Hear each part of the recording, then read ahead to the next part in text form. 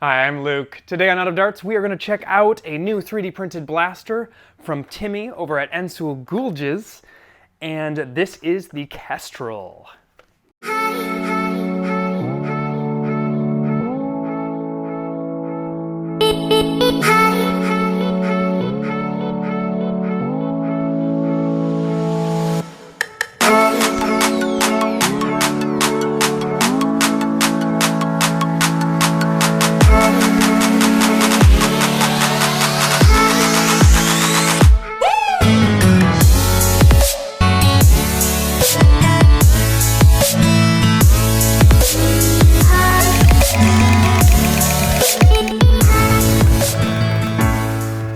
Not too long ago, I did a review of the Hummingbird, and this blaster is made by Timmy over at, I believe it's called Ansuzalgiz. I can never figure out what that means. I'm going to ask at some point. I will put it down here. The Hummingbird is a very, very cool blaster, and it's very unique, and I love it. So, of course, when Timmy told me he was making a new blaster, I was very keen to jump on it as quickly as possible. I believe I have the very first one. The reason I'm guessing that is I asked very early on in his process, and I believe the photos on Etsy are of this exact unit. This is a micro flywheel powered Talon Mag mini pistol. And you may have noticed there, it is full auto. This is the coolest little blaster I have seen in ages, and I am kind of blown away watching his evolution. His stuff is just very, very clean. And this has a number of remarkable features, so I will start with the ergonomics. First of all, rather than go with the pistol grip like he did on the Hummingbird, it looks like Timmy has dove in and made a really nice comfy grip. And it's got this nice knurling on the back and front, and I find it to be very comfortable overall. The blaster has kind of a unique assembly. It uses a lot of metal pins to assemble and hold together, which you can simply tap out if you need to get access to them. I think that's a really neat way to assemble a blaster because while I did not build this one and have not taken it apart, I can see that there are no regular toy screws. So it looks to me like most of the blaster is put together with these pins. The blaster has a number of interesting features, but internally the core component is a large solenoid. I believe it's a flywheel the world solenoid in there, which is kind of mind-blowing considering it just barely fits inside there. The flywheel inside is responsible for the pushing, but obviously full auto doesn't happen automatically, and that's where a Nerf board comes in. He's got the smaller Nerf board which allows for single trigger operation. And Timmy says this has got 180 millisecond response time, which is pretty fabulous. That means it takes 0.18 seconds to fire from when you pull that trigger, and you can feel it. This is going to be my new sidearm. I see no reason to use any other blaster as a sidearm when I can have full auto, controllable rate of fire, run a 2S, run a 3S. This is a cool blaster. It's got a very minimalistic styling. It looks a little bit like a Tech 9. Now, Timmy built this one from scratch for me custom, and he is selling these on his Etsy page, which I will certainly link to in the description below. This is the Highfive blue from Proto-Pasta. It is a color that Joel from 3D Printing Nerd made, and it is a really, really beautiful, beautiful blue color. I may have to get this on the shop at some point because it's really a nice complement. The black here, I believe, is called Empire Strikes Black. It is another filament from Proto-Pasta, and it is also just gorgeous. I think Timmy has done a really nice job printing this. His quality is fantastic, and craftsmanship leaves very little to be desired, honestly. I have been wanting a blaster like this since short darts first came around. Other full auto smart blasters are really much, much too large and are so cumbersome in comparison to this tiny little blaster. This is essentially like a micro strife, and I think that's a phenomenal use of the short dart platform. Now, in addition to having kind of a minimalistic setup, he's also made a few things sort of modular. There is a top Picatinny rail, which can be simply dropped in. And the cool thing there is all you do is punch out these two pins, drop in the rail, and then you've switched to a Picatinny. On the side, he also has options on both sides to add a holster magnet system or any magnet lock system. So that's definitely going to be how I set mine up. As soon as I get to the warehouse, I'm going to grab magnets, put it on this side, and then this will become my holstered sidearm for HVZ and for other games. I think it can make a pretty fun little primary if you wanted to play a really lightweight loadout, because it still packs a fairly good punch. Muzzle velocity on 2S is around 100 feet per second, and the blaster can also run 3S, and that'll get you about 130 average. I think those are pretty impressive numbers considering the form factor, the size, and the great ergonomics of this blaster. I will love to be able to just pull this out and dump darts. Now it's worth noting when you do run this on 3S, you'll get 13 rounds per second approximately, while on 2S you'll get 8, and that is of course just a difference in the voltage.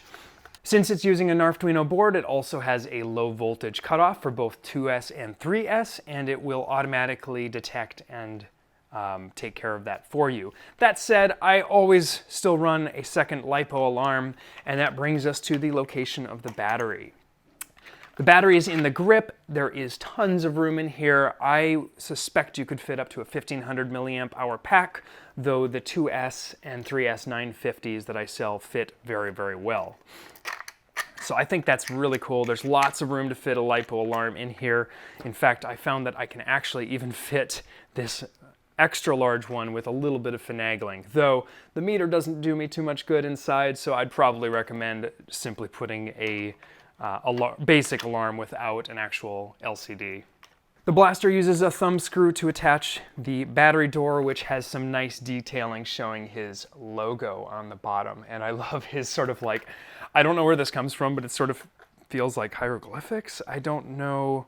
I'm sure there's some more significance to that I am not following. Perhaps it's like a, I don't know, it could almost be Norse writing. I'm not totally sure, and I'm gonna have to ask. Now the Kestrel is obviously named after a bird, not unlike his Hummingbird, so I'm starting to see a trend here.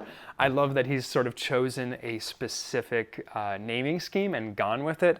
I obviously made the mistake of trying to follow Hasbro and making the Jupiter. And then they promptly came out, you know, a year and a half, 2 years later with their own Jupiter, which made searching for my Jupiter online a little bit more difficult and a little frustrating, to be honest. So that's something cool. I think choosing a nice naming scheme and sticking with it is pretty awesome.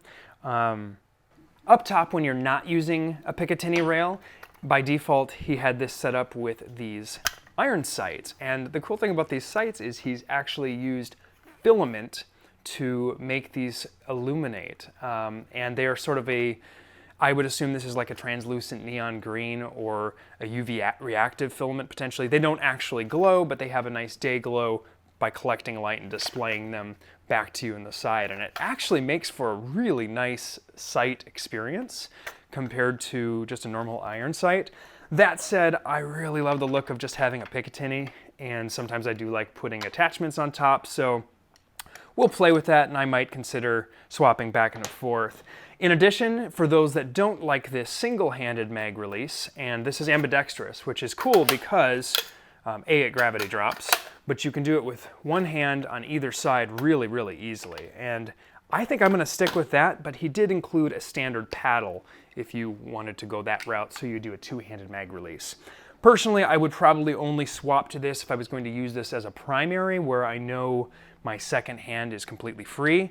Otherwise, I would rather be playing drop the mag, throw the next one in, drop the mag, throw the next one in, one-handed. I think that's just a really, really good experience.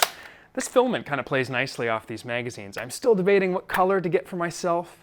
I'd love to hear your thoughts in the comments. What's your favorite Talon mag? I obviously know which color sells the best, but sometimes we sell out, which kind of skews the numbers. So I'd love to hear what you think there. I might go for clear because I'd really like, at a quick glance, being able to see what's going on there.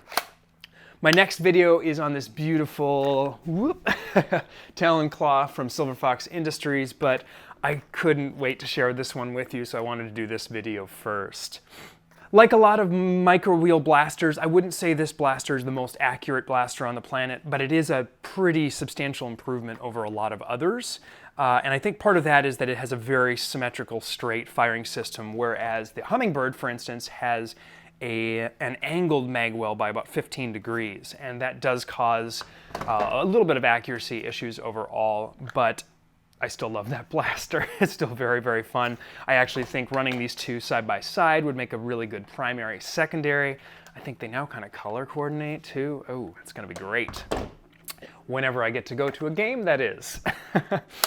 I am so excited to see so many polished, beautiful blasters coming out of our community. We've gone from just one or two people making things 3D printed to literally hundreds, if not thousands, of designers out there.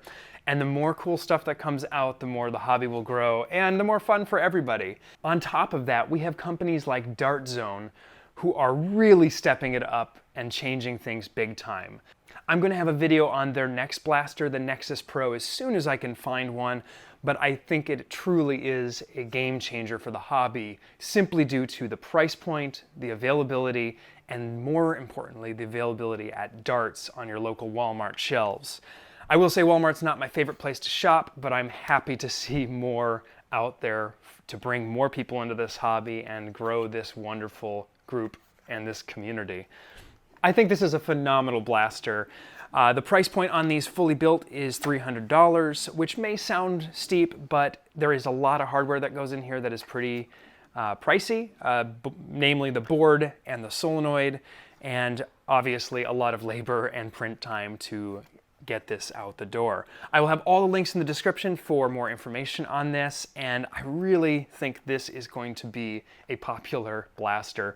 There have been a lot of mag-fed short dart 3D printed blasters, but most of them go through the grip.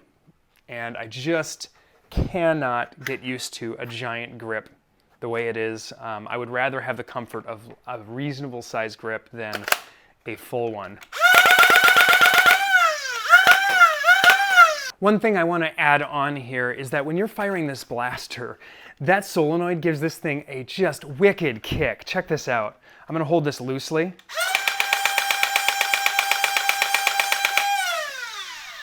So that feature on its own really makes this a very unique blaster because it's so lightweight and has this massive solenoid inside. It just it has this haptic feedback that is just awesome.